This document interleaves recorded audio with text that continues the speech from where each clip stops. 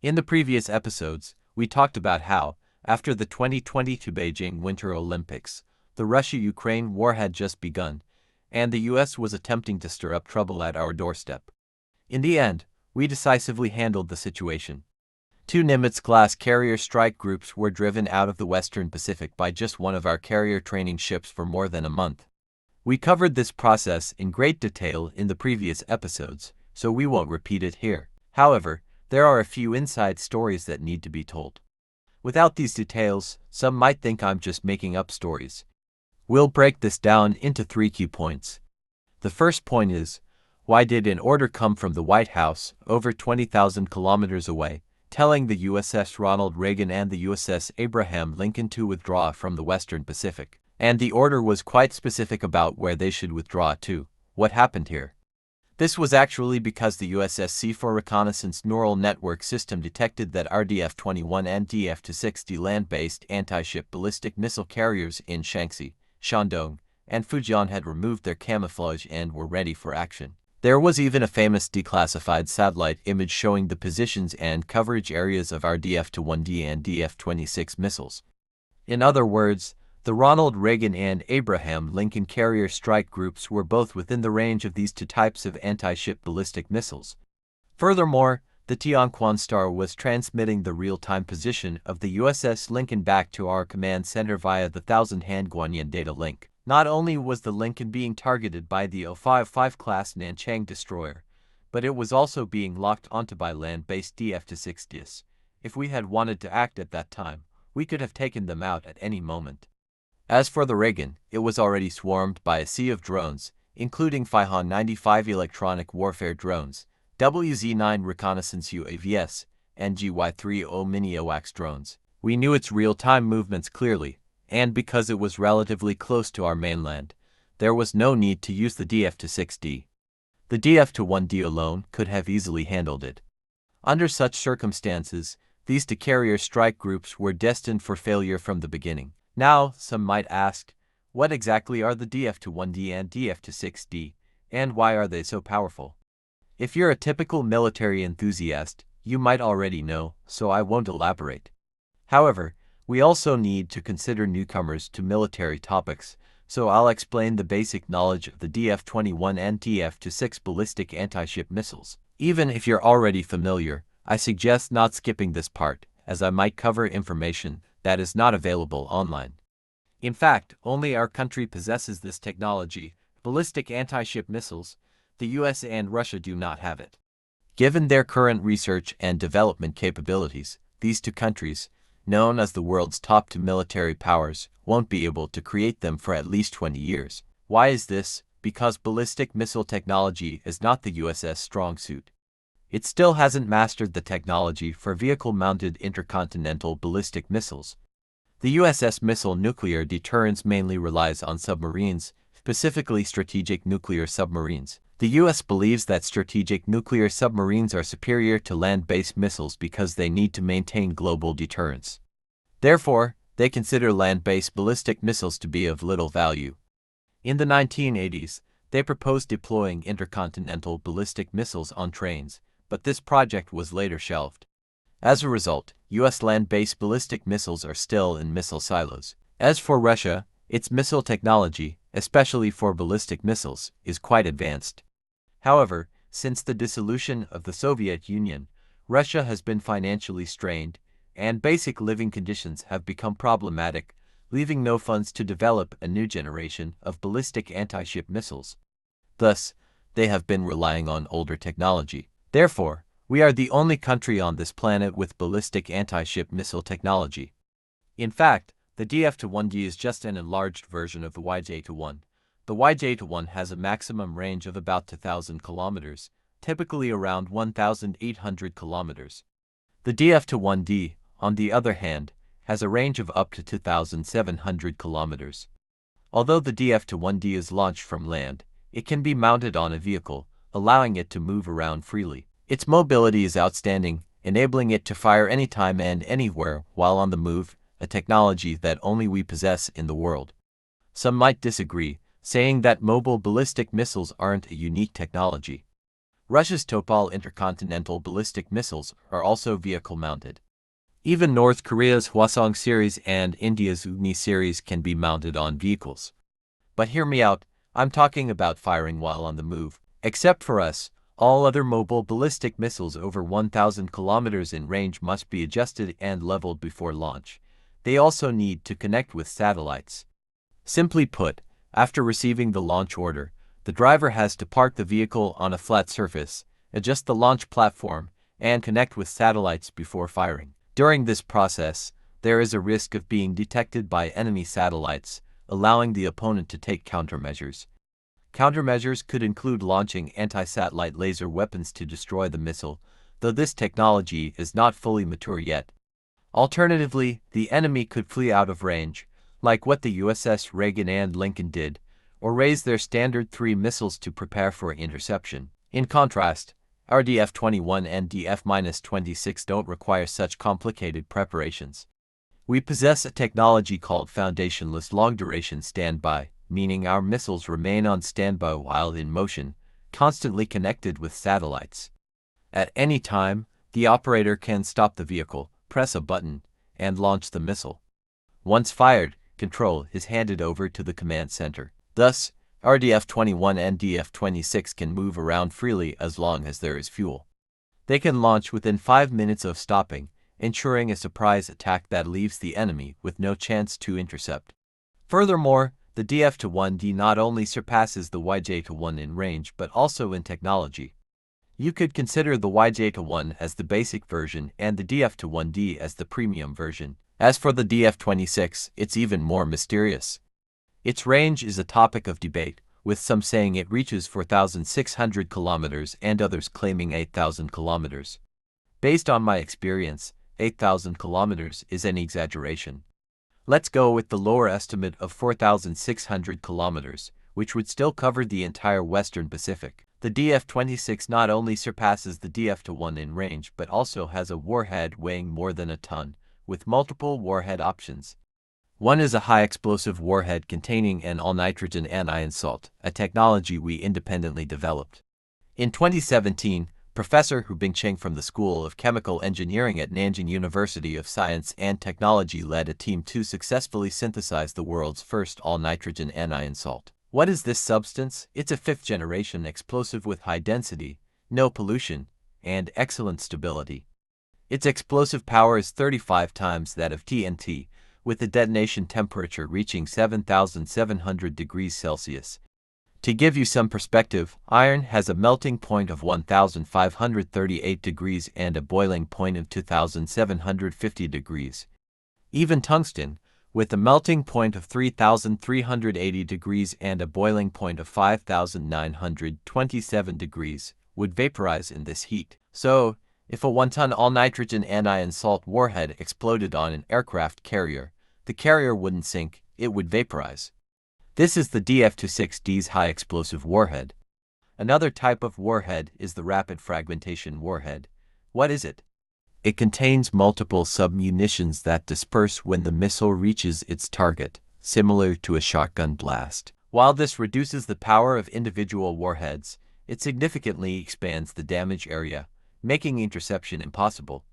When such warheads hit an aircraft carrier's deck, it's doomed.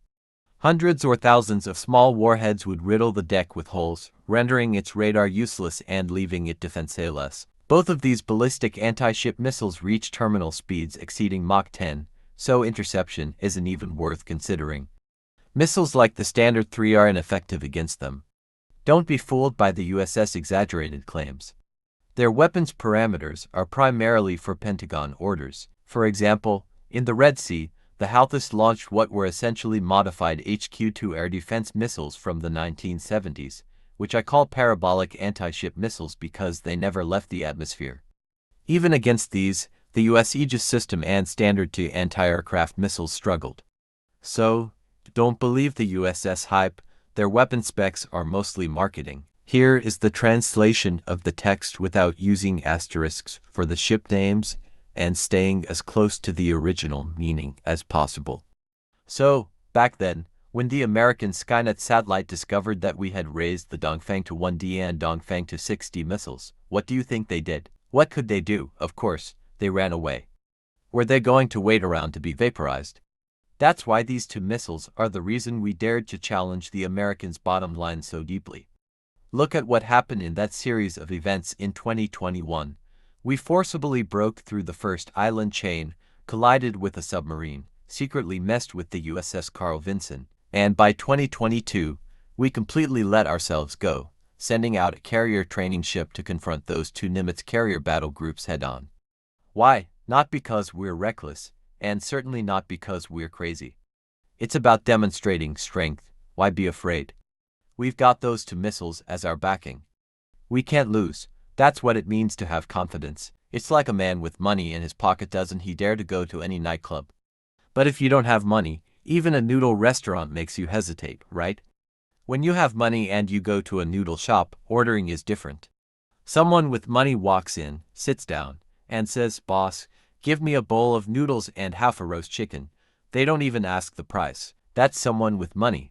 Now, if you don't have money, you'll walk in and look at the price list on the wall. You see that a bowl of noodles costs 10 yuan, and you still have to ask, "Boss, how much is a bowl of noodles?" You need to confirm.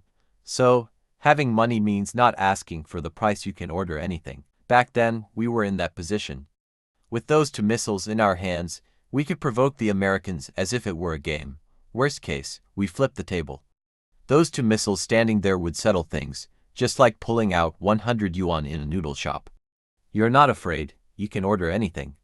Now, you understand why those two Nimitz carrier battle groups were ordered to withdraw from the Western Pacific. Honestly, as long as we have these two missiles, the entire Western Pacific is our home ground. No one can stir up any trouble. Look at these past 2 years. The Americans are always talking about freedom of navigation and innocent passage in the Western Pacific. What does that mean? I want freedom. I want freedom. Don't hit me. I'm harmless. I'm just passing by. If you attack me, you're wrong. Have you noticed? They started talking about right and wrong, about international law. Back during the Yin incident, did they talk to us about right and wrong? In 1994, when they launched electronic warfare against us, did they mention innocent passage? Now, the Americans come to the South China Sea and the East China Sea every now and then, bringing 3 aircraft carriers for military exercises. Look at their route. They started gathering east of Korea, far from us, then slowly approached the Philippine Sea, and as they approached, they kept shouting, "We are here for freedom of navigation, for innocent passage." Now they've rallied a bunch of non-combatants, and the Pacific commander says, "We are not afraid of China's missiles." If you're not afraid, then why say anything? Isn't this just like shouting in the dark to boost your own courage? There's an old saying, the more a person emphasizes what they have, the more they lack it. You hear people saying, "I'm rich," or "I know everyone." Most likely, they're nobodies. So today, when I hear the commander say, "We are not afraid of China's missiles," he's talking about those two missiles I just mentioned, the Dongfang to 1D and Dongfang to 6D. If you're not afraid, then don't shout about it. If you're really not afraid, come and try. Look at them now. They don't even dare approach the first island chain. I bet right now our 815 electronic reconnaissance ship is in their exercise zone. A few days ago, there were rumors about a B-52 crashing into the sea, and there's still no news.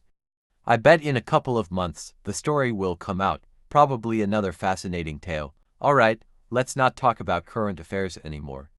Let's move on to the second point of knowledge, why our Tianquanxing can instantly burn through the phased array radar of the world's most advanced electronic reconnaissance ship, the USS Lorenzen. Actually, it's quite simple. Don't be fooled by the USS Lorenzen's phased array radar. Although it's a phased array radar, its transmitting module uses 20th century vacuum tube technology. This means that the transmitting module of the Lorenzen's radar is still based on vacuum tubes, whereas our 815 series electronic reconnaissance ships have long been upgraded with gallium nitride transmitting modules. I've explained this in detail in the second and third episodes. Some may ask, what's the difference between a gallium nitride transmitting module and a vacuum tube transmitting module? The difference is huge. Let's not talk about other characteristics. That's too technical. Let's talk about one obvious feature. Vacuum tube transmitting modules can only operate below 90 degrees Celsius. Above that, they might burn out. More advanced gallium arsenide modules can operate below 600 degrees Celsius and absorb energy up to 1.4 electron volts. Gallium nitride modules, on the other hand, can work below 1000 degrees Celsius and absorb up to 3.4 electron volts. That's the difference. The phased array radar on the USS Lorenzen may be big and can see far, but at its core, it's still vacuum tube technology. Our 815 series electronic reconnaissance ships use transmitting modules that are 2 generations ahead. Who's stronger? Some might say, didn't you say the Lorenzen's radar can see over 4,000 kilometers, and the radar antenna itself weighs more than 600 tons? How can we be stronger? To explain this, we need to use an analogy. For example, during the Northern Song dynasty, we invented a kind of ballista. It required 3 people to operate and could fire a 2-meter-long arrow over a kilometer. Its destructive power was astonishing. It could pin itself to the city wall and allow soldiers to climb over for a siege. In field battles, it could pin down cavalry over a kilometer away. Impressive, right? However, the rifles in the hands of infantry in World War I had a range of about 600 meters, with an effective range of only 200 meters. That's the basic fact. Now, if Northern Song archers faced off against World War I infantry, who do you think would win? It's obvious the World War I infantry would win, despite their shorter range. Hot weapons represent more advanced military technology. Cold weapons, no matter how developed, remain limited to their basic level. So, the USS Lorenzen is like the Northern Song ballista, powerful and with long range, but once it encounters a more advanced hot weapon, it's outmatched. This is called a technological gap. The Americans are 2 generations behind us in this area. How can they win? When we exchange electromagnetic pulses, theirs burns out at 90 degrees, while ours is fine up to 1000 degrees. How can they win? That's the power of technology. Why is our technology superior to the Americans? I explained it in detail in episodes 1 and 2, so I won't repeat it here. But let's once again thank academician Wang Xiaomo and his student, Professor Tang Xiaobin. Alright, let's talk about the third technical detail. How did we infiltrate the USC for neural network system back then? Actually, we had been preparing for the USC for neural network system for quite some time. You could say that while developing our thousand-handed Avalokiteshvara, we were also researching how to deal with this neural network intelligence system. I'm not sure how many of you remember, but in either the 3rd or 4th episode of our electronic warfare series, I mentioned that Iran had once infiltrated a neural network system, successfully hacking and controlling the US RQ-170 drone. Now, do you think Iran came up with that technology on its own? Does it have a neural network system? So, this whole affair becomes rather enigmatic. Either way, shortly after Iran captured the RQ-170 drone intact, our own Gangji-11 Attack 11 UAV emerged. It's said that from the moment it appeared, its performance far exceeded that of the RQ-170. Now, the Gangji-11 UAV is one of our trump cards, no less significant than the Dongfeng Tu-6D. You see, why has the H-2A bomber not been unveiled despite so many years of development? It's because the original design, technical specifications, and intended operational scenarios of the H-20 can already be replaced by the Gangji-11 UAV. This forced the H-20 to undergo a redesign. You can't just roll out a new bomber that falls short of an existing UAV. That would be embarrassing. So, the H-20 had to upgrade its design requirements, which is why it hasn't been released yet. In this episode, we won't delve into the Gangji-11. We'll save that for a dedicated discussion. The point is, infiltrating the C4 neural network system was not beyond our capabilities. The specific technical details are too complicated to explain. It's not that I'm unwilling to discuss them. It's that I don't fully understand them myself. However, I came across some information about attacking the neural network system's underlying channels, like Link 46 and Link 22. What are Link 46 and Link 22? Well, think of it this way. If you're familiar with Windows computers, Link 46 and Link 22 are akin to DOS systems, while the C4 neural network system and those apps are like Windows 98 or Windows XP. The 2000s generation might not get this analogy. In short, we targeted the underlying framework of the C4 neural network system, Impressive, right? However, when the US discovered this, they patched the vulnerabilities. As for whether we can still infiltrate the C4 neural network system now, that remains unknown. But there was something curious that happened around August of last year.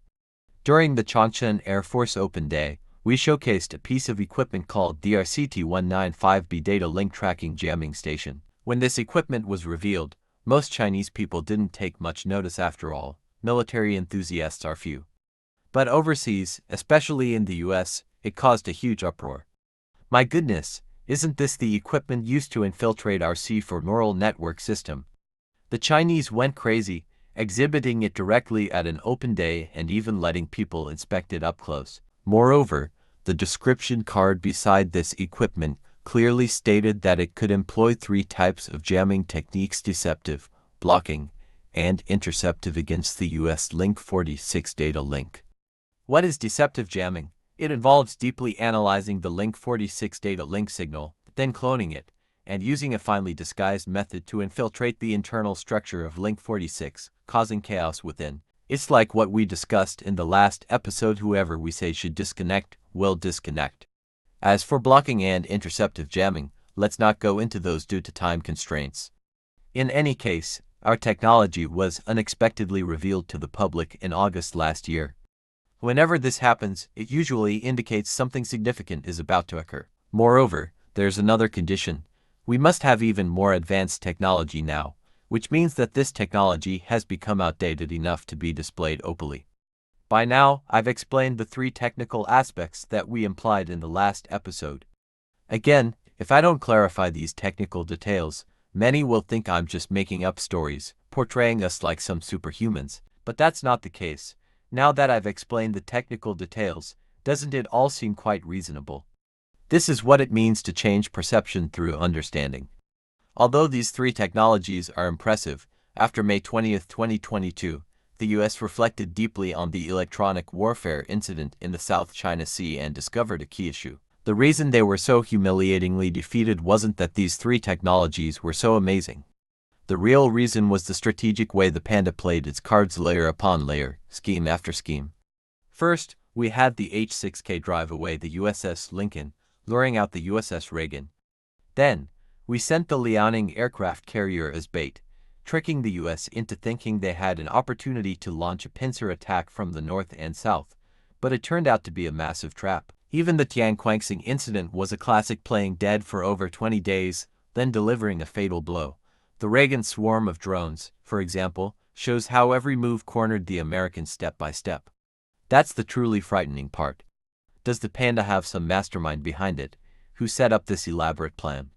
If there really is such a person, that would be more terrifying than any missile. At this moment, Henry Kissinger, the venerable elder of the US-China Studies Center, was trembling more than ever.